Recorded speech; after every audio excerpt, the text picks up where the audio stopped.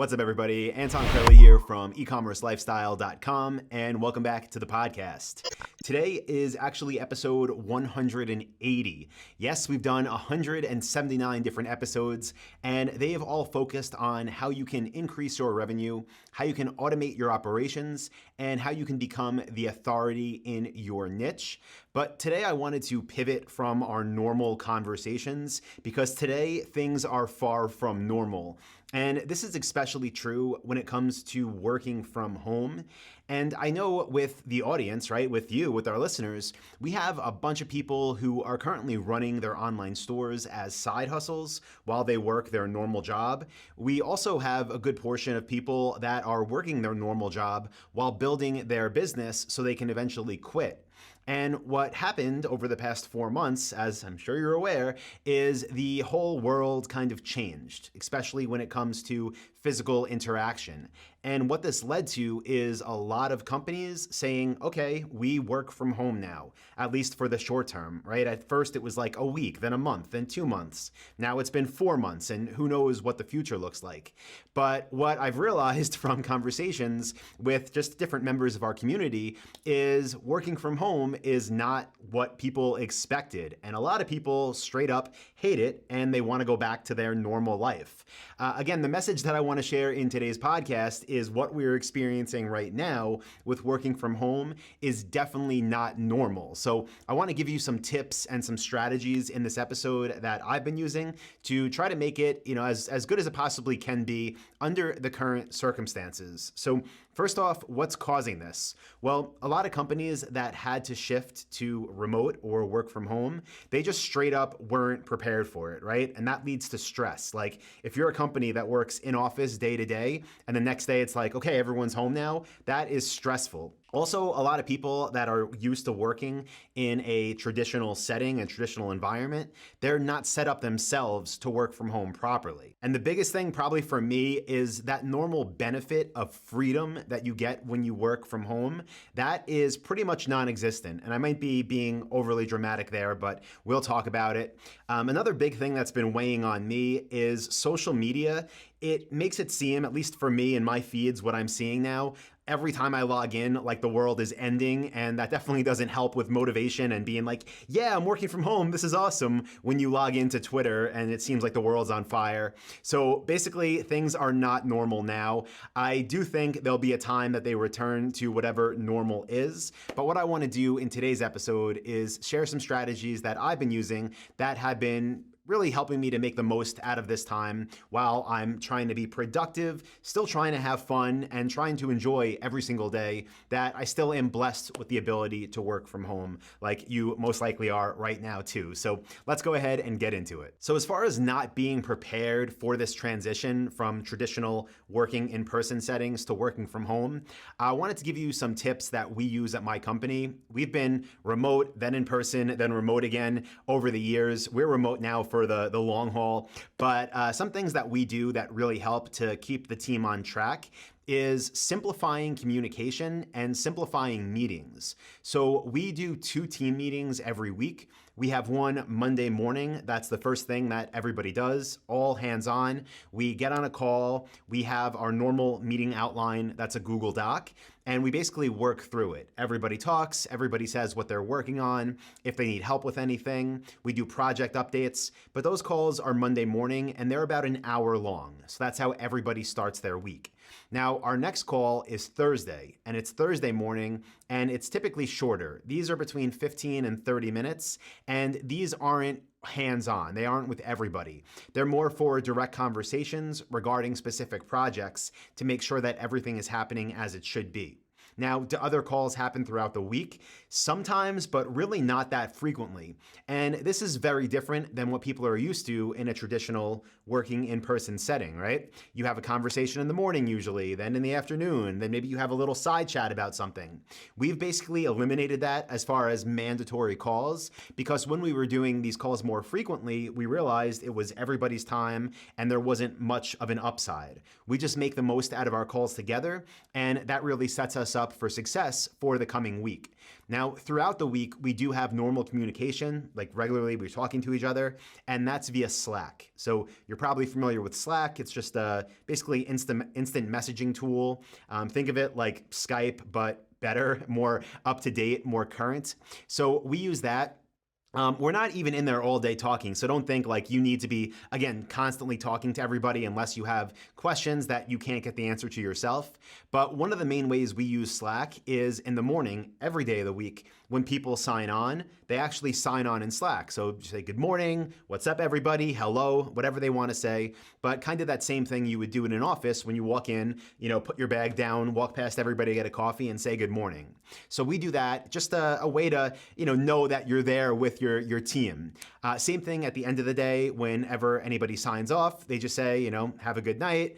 All right, goodbye, whatever they want to say, but kind of an official sign on and sign off. That way you know that your team is there, you know that you're still part of this team, and if you have any questions, then they're there to collaborate with. So that's helped us a lot. We do that in Slack. Now, we also use Google Drive for all of our file management. So instead of, again, having to print something out in an office or unplug your laptop and go show it to somebody, all of our projects are edited, the actual content for them, in Google Drive in real time that our whole team has access to, so we can share that. And if anybody needs to see it, again, it's not like, oh, let me save this to my computer and email you a file. They just get to go into that same document that we are in. Another tool that we use that could be beneficial for you too, if you are either the business owner or a project manager, is called Basecamp.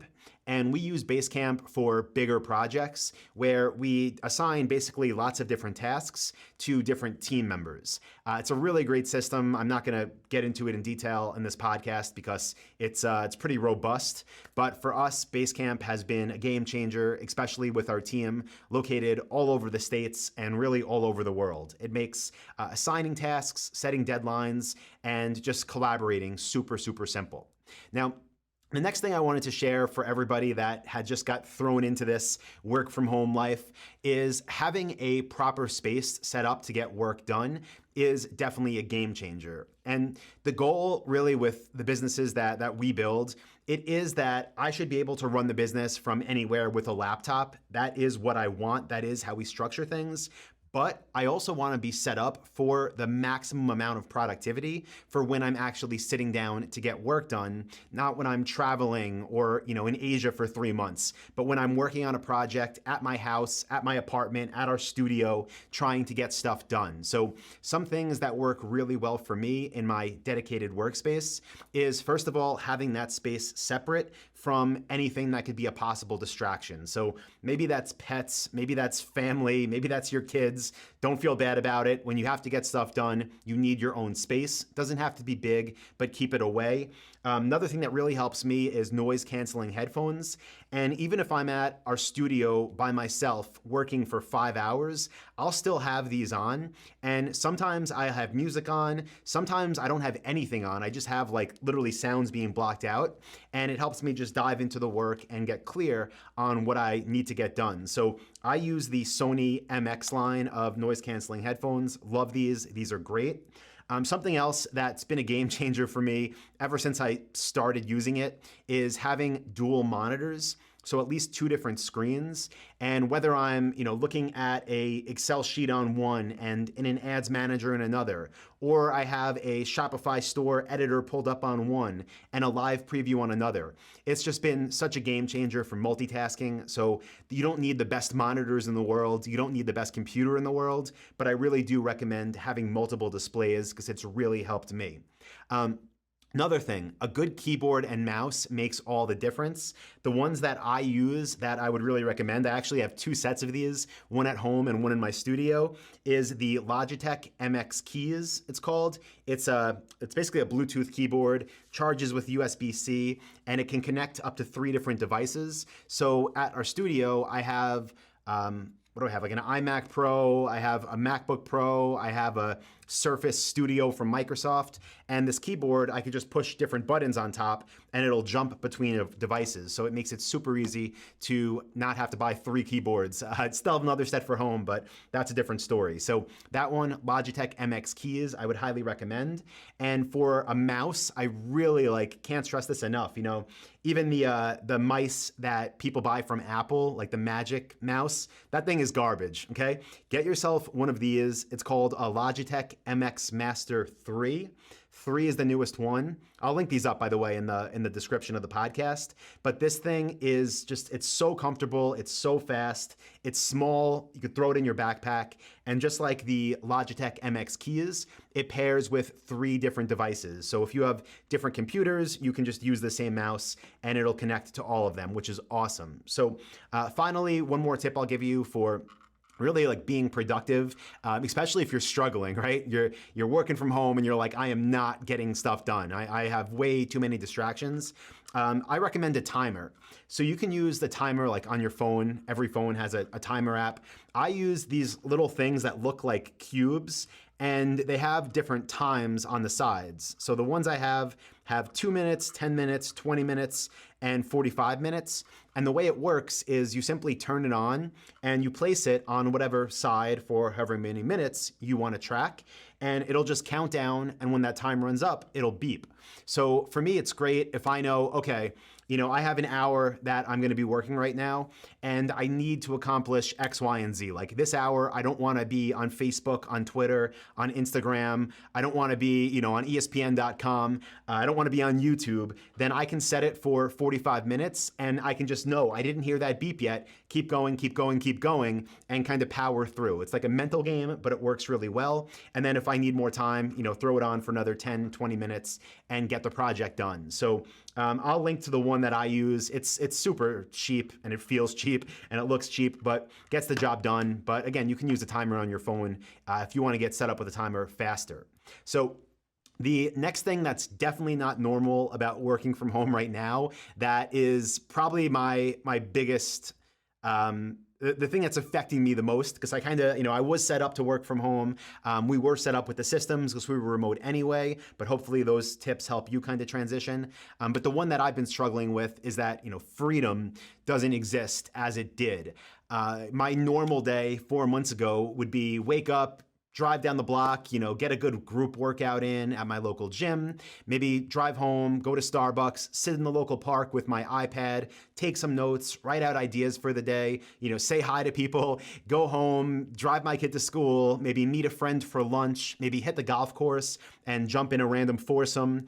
Maybe on the weekend just decide, hey, let's get on a plane and go here, or let's drive to the beach and do that, or let's go to our retreat in Portugal, which we had to delay.